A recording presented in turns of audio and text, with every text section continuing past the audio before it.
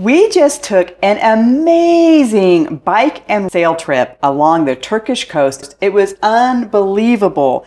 We love these active senior vacations, and we're going to share with you some tips that we learned on our vacation, and maybe you'll want to do the same thing too after you take a look at all of our tips. So why are we talking about this? Well, first of all, we are Chris and Steve. We're Eat, Walk, Learn. We have been traveling the globe full time for 3.5 years now, and we've done some amazing adventures around the world. This particular video is about our sail and bike trip that we took on the coast of Turkey, but we've done other kinds of adventurous types of activities during our go years. And some of them are, for example, we were just hiked the Camino for a month in the month of September. Right, and we biked Rapa Nui, Easter Island. We also hiked all around Uluru. So we are actively engaged in our life as nomads, and we do active things all the time. But in this particular instance, we wanted to step back from our nomad life and take a vacation. We actually paid someone to put together an active senior vacation for us, and we thought, you know what, this is going to be great. We get to relax and enjoy someone else doing all the logistics and all the planning. And we learned a few things along the way about when you're looking for an active vacation, some things to look for if you book with somebody else. So we're going to share those tips today while we're also talking about our trip. So on our trip, we actually arrived to Bodrum, Turkey, and in Bodrum, we got on the boat, which had about 25 people or so on it, and then we sailed around the Bay of Badova, and we've sailed around, getting off the boat every day to go bike some locations. Steve's going to tell you about some of the things we biked on, and then every night we slept on the boat. So what were some of the biking trails that we did? Yeah, so we were, every day again, we got off the ship and we were in a different location. And we either were biking along the coast with amazing views, or we were up in the hills, biking up into the mountains on the Turkish coast, going through some really quaint little villages. So we had a really great variety of biking activities. It wasn't the same thing every day. The views were amazing. And this is the kind of thing that just really, I could have just continued to do this forever. Yeah, it was gorgeous. Because every day was different. Every day was an exciting adventure. We did cycling we're going to use kilometers, between 15 and 40 kilometers a day. So none of the days were too strenuous. They were all really doable. And we also had e-bikes. Yeah. So it was, going up some of the steep hills, it was much easier when you could turn that e-bike power on and get a little bit more of an assistance for you. So that might be a little tip as for seniors is, e-bikes in the mountains might be a little bit better than mountain bikes. We had those 9% bikes. inclines and 11% decline. So, or maybe it was the other way around. I don't remember, but it was definitely having the e-bike really made it a little easier. So why don't we go ahead and get into some of the tips about if you're going to book a group and you want to make sure you're with the type of group that's going to work for you. So the number one is, before we even get into the tips, you really have to be honest with yourself about what level you are. I mean, I know I was really scared about, are we going to be with a group of people, 20-year-olds that are going to go straight at the mountain and I'm going to be down at the bottom, huffing and puffing or pushing my bike up. So make sure you're honest with your personal fitness and what you think you can do. So when you go find a group, you fit in with that group. So, so getting to our tips, the first tip, of course, is you've got to be flexible. I mean, if you book a trip because it's going to go to this place, this place, this place, and this place, and you're always going to be eating chicken every night and so on, things change. And if that logistic change or the boat changes or whatever, you've got to roll with it and be flexible. Yeah, well, the biggest thing is, weather can change on a dime. You don't know what the weather's going to be like. So, a lot of times we'll go on cruises and a certain particular port has to be skipped, or we have to spend an extra time in certain locations. And you can't control that. Those are the kinds of things that you just need to kind of go with it and say, okay, I understand the schedules might change. I need to be a little bit more flexible. I need to understand that there might be some conditions beyond my control. But also, if there is something that like say that there's an itinerary change or something that wasn't expected or something that you really were counting on this particular trip, don't be afraid to ask. And this is something that particularly happened on our recent Turkey bike and sail trip where there was a change to the itinerary and we didn't know why, and within minutes, we had the itinerary changed back to what the original was. Yeah, because there was an assumption that was made. Just some miscommunication. So don't be afraid to ask, but also, again, go with the flow, go with the punches. And also on our particular cruise, we thought we were going to be on a big boat, and we found out the week before that boat had gotten in a wreck, and they put us on 2 little boats. So they split the group up into 2.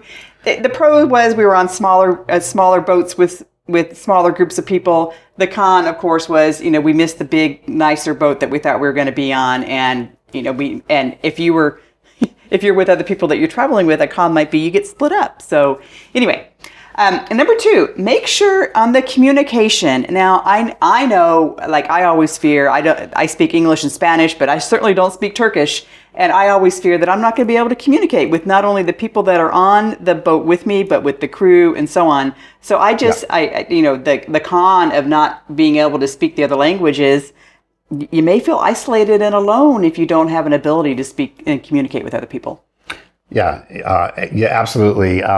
The communication was good, even though the entire crew of the ship were all Turkish speaking and didn't speak any English. This is my biggest fear as well, is not being able to communicate. And it just might take a little bit more creativity, maybe using Google Translate or, good pantomime and good, to be able to get your point across. Yeah. And communication was fine. Again, we had an entire week being on a ship where we had our guide who was a good English speaker, who was our travel guide, was the person on the ship with us. But, the captain and the crew of the ship and the cook and, the other people were not English speakers. So communication is important. Again, back to tip number 1 is be flexible and don't be afraid to pull out a dictionary or pull out your translate and just, work with that to communicate with people. Because, if one thing that is the most important about communication is the safety issues. So if you feel like you were not safe on the boat or you didn't get good safety instructions or you didn't understand, take a moment, find someone who speaks your language, interact with them, have them go through the safety procedures, because that is paramount when you're on a trip like that. And the same thing happened with our bike equipment. So, the brakes might not have been adjusted properly, or the seat might not be at the right height. It's something that you need help with. Just make sure that you get your communication, that you get a point across, and take that time to do that in order to be safe and and be happy. Okay, tip number 3, look for a great guide to passenger ratio. So depending on the type of group you're in and so on, sometimes you need a high group guide to passenger ratio, sometimes you don't. With a biking group, you probably want 10 to 12 people per guide. With hiking, probably 8 to 10, so on and so forth. But make sure that there is a lead guide and a sweep guide. You always want to have someone at the rear. Of course, the pros is you feel safe and everybody's together and there's good communication and there's not a lot of confusion. If there's lots of passengers and not a lot of guides, passengers can kind of talk among themselves, and it's like playing the game of telephone. I tell Steve something, then he tells someone else, and that person's, by this time this person gets it, the elephant is pink rather than the elephant is gray, right? So you've really got to make sure that the guide is controlling and managing and communicating well, because there's fewer amount of people. Yeah, and then again, this is a little bit unique for us because we were with a group. We weren't just doing this ourselves and kind of doing day by day on our own. That's kind of our way we like to travel, is to figure things out on our own. But the cycling, actually, the group was in 3 different groups. Yeah. Because there was our group that was on e-bikes, but then there was also with us were a group of people that were on regular bikes, not e-bikes. So of course they were going at a bit slower pace. And then there was naturally, because there was completely separate. There was a mountain bike group. So we didn't see them. We saw them in the morning. We saw them in the afternoon. We didn't really see them during the day because they were taking a different path completely. Right. So, and in that case, even though the 24 were split up into, I think it was 8, 5, and 7 or something. I can't remember what the numbers were. Each middle group still needs to have a lead guide and a sweep guide. And if you're missing a sweep person or a lead person, that really makes some confusion and some difficulty with the group. which leads to the next need. The next tip is that make sure that regardless of the type of equipment your group is using, I mean, you could be climbers, you could be hikers, you could be sailors, you could be whatever, that there's a technician of some kind with your group. And that person is going to take care of the things that break while you're on the group, and that they can either fix something on the fly or they can replace it on the fly. Super important. Yeah, the biggest thing that we had, and we were on bicycles, so you're going to get flat tires. And this thankfully did not happen to either of us. We didn't get a flat, but there were people that did get flat tires and did have issues. Their chains broke. We had some chains breaking. We had a chain break. So there definitely were mechanical issues. And we did have a mechanic there who is our person who is sweep, who is in a van, who is behind us and making sure that he was taking care of us if we needed help and anything fixed on our bikes. And ideally, the tech person can swap out the gear, that you don't have to sit there as a group and wait for something to be fixed. So you don't have to wait for a flat to be changed. They can just swap the tire and off you go. Because otherwise you might be sitting on the side of the road or the side of the mountain or in the middle of the ocean waiting for something to be repaired when it could just be swapped out. Yeah. Okay. Yeah. So number 5, I think it is, anticipate your food needs. So most people who have food needs, like you're gluten-free or you're allergic to fish or whatever, you probably already take care of yourself in this way. But if you have wants versus needs, this is where you just got to be flexible. I mean, if you're wanting a piece of steak and they serve you chicken, be happy that you got chicken. I mean, don't whine and complain that you wanted steak tonight. Just, go with the flow. And if you do have food needs, make sure you're communicating with those needs prior to your arrival. Don't tell the chef on the first night of a cruise, on a ship that the food is limited, that you're gluten-free. I mean, the chef's going to be like, I didn't anticipate that. Yeah, and we are vegetarian, and the good news about Turkish food, a lot of vegetarian choices. Yeah.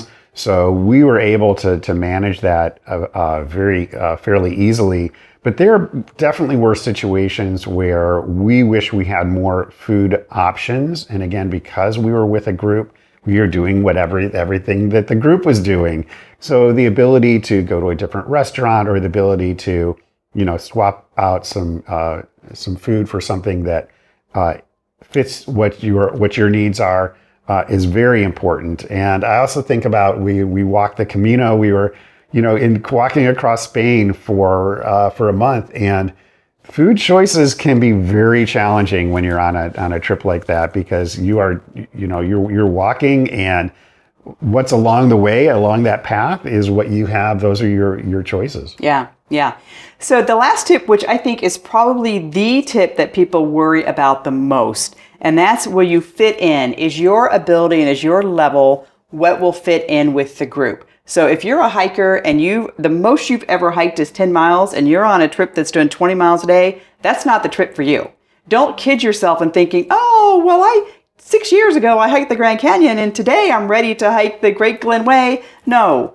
What did you do last weekend? Look at what you did last weekend or the weekend before. That's the level, and that's what you're ready to do when you go out and do your vacation.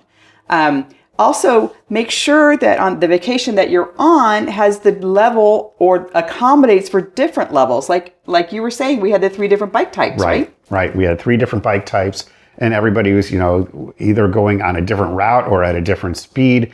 Need to anticipate that and anticipate what your level is and what your abilities are. And again, thinking back on the training that we did, we knew that we were going to be on bikes for 7 days straight. And what does that mean? I mean, that means you got to get ready for it, and you can't just go from walking to jumping on bikes. You're going to be in pain. Yeah. There's going to be some serious difficulties that you're going to have. And so we anticipated that. And for 2 months before this bike ride, we were on bikes doing some distances and getting our legs ready and our butts ready. Yeah, and definitely our butts. and it paid off because we didn't have any kind of challenges that you could have had. Yeah, so on our particular trip, the positive and the great thing was there were multiple ways that you could ride a bike. You could be on an e-bike, a regular bike, or a mountain bike. That's great. If you're traveling with family members and some of them want to do mountain bikes and some of them want to do e-bikes, it's nice that you can be all together. The disadvantage to that is if you are with mixed bikes, depending on no matter which bike you're on, you're either going to be waiting for people or catching up with people the entire time. We hated this part of this particular trip. I mean, we totally understand that there's different, even if you're in a group that you think you're in the right level, even that group's going to have some fast people and some slow people. I think that's expected, and that is easily managed if you're in a group. But if you're in a group that's got different bicycles, for example, and those bicycles are causing the difference in speed, so you got e-bikes and regular bikes, you're going to have fast and slow. That makes the vacation and standing on the side of the road long. And we spent a lot of time on our vacation standing on the side of the road waiting for people to catch up because of the different levels of bikes, which was a disadvantage. Yeah. And we could go back to tip number 1, which is be flexible. Things are going to change and things might not, perfectly meet your expectations. And again, these are, in general, all these tips are for if you are going to be with a group, and if you're going to be doing that go type of adventure, active travel, these are tips that are going to help you out. So everybody wants to know, would we recommend our bike and sail group that we went with? So this bike and sail group, we love them in that they do Croatia and Turkey and the Greek islands. They have a lot of variety, a lot of different trips, some of them are just bicycles, some of them are just e-bikes, some of them are the multiplicity that we had. We've had friends that did the Croatian trip and loved it. We did the Turkish trip. We would not recommend it at all. We loved the trip, we loved the vacation, we loved what we did, but the actual company that we used, we're just not going to recommend them, and we'll leave it at that. But if you do want to do a trip like this, just Google bike and sail tours, and I'm sure you can come up with a lot of choices. And if you have any particular questions about a group that you've found, or you want to talk more about our group, you're welcome to reach out to us personally. Having said that, bon voyage, have a great bike and sail, have a great senior active fit vacation, and we look forward to hearing about what you've done. See you soon.